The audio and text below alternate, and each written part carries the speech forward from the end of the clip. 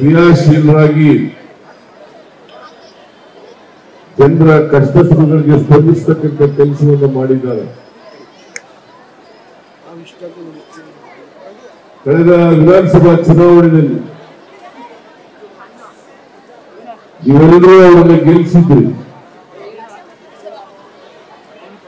ಆದರೆ ಕೌಂಟಿಂಗ್ ನಲ್ಲಿ ಮೋಸ ನಡೆದು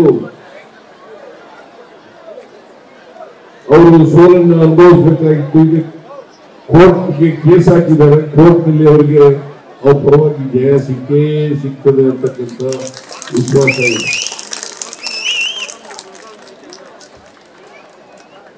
ಈಗ ನಮ್ಮ ಪಕ್ಷದ ಅಭ್ಯರ್ಥಿಯಾಗಿ ಸ್ಪರ್ಧೆ ಮಾಡಿದ್ದಾರೆ. ಬಿಜೆಪಿಯಿಂದ ತೇಜಸ್ವಿ ಸೂರ್ಯ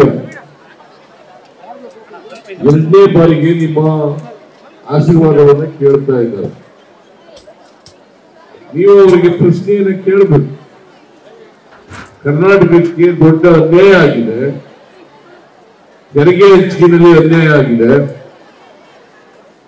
15ನೇ ಹಣಕಾಸು ಆಯೋಗದಲ್ಲಿ ಶಿಫಾರಸು ಮಾಡಿದಂತ ಶಿಫಾರಸುಗಳನ್ನು ಕೇಂದ್ರ ಸರ್ಕಾರ ಕೊಡದೆ ಅನ್ಯಾಯ ಮಾಡಿದೆ. ಬರಗಾಲದ ಕರ್ನಾಟಕದಲ್ಲಿ ಇವತ್ತು ಬರಗಾಲ ಇದ್ರೂ ಕೂಡ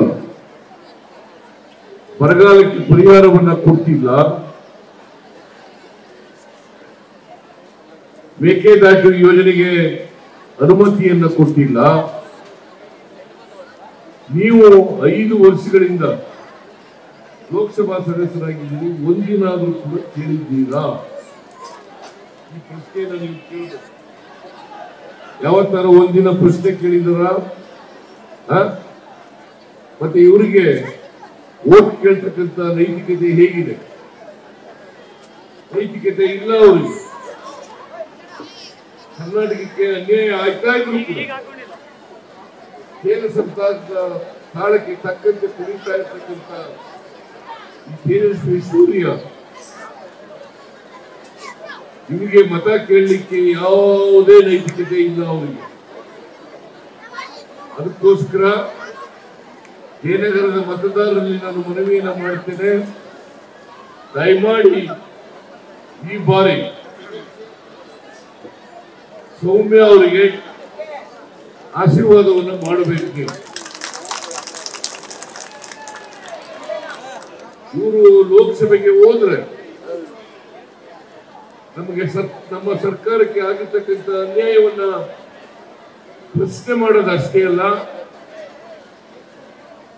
ಅನ್ಯಾಯದ ವಿರುದ್ಧ ಹೋರಾಟವನ್ನು ಮಾಡ್ತಾರೆ ಅಂತಕ್ಕಂಥ ವಿಶ್ವಾಸ ನನಗಿದೆ. ಅದಕ್ಕೋಸ್ಕರ ಯಾಕಂದ್ರೆ ಅವರು ನಾನು ಎಲ್ಲೆಲ್ಲೇ ಇದ್ದಾಗ ನೋಡಿದ್ದೇನೆ.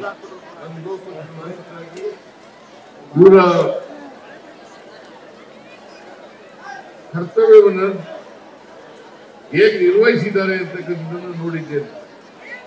ಅವರು ವಿಧಾನಸಭೆ ಒಳಗಡೆ ಮತ್ತು ಹೊರಗಡೆ ಬಹಳ ಸಕ್ರಿಯವಾಗಿ ಕೆಲಸವನ್ನು ಮಾಡಿದ್ದಾರೆ.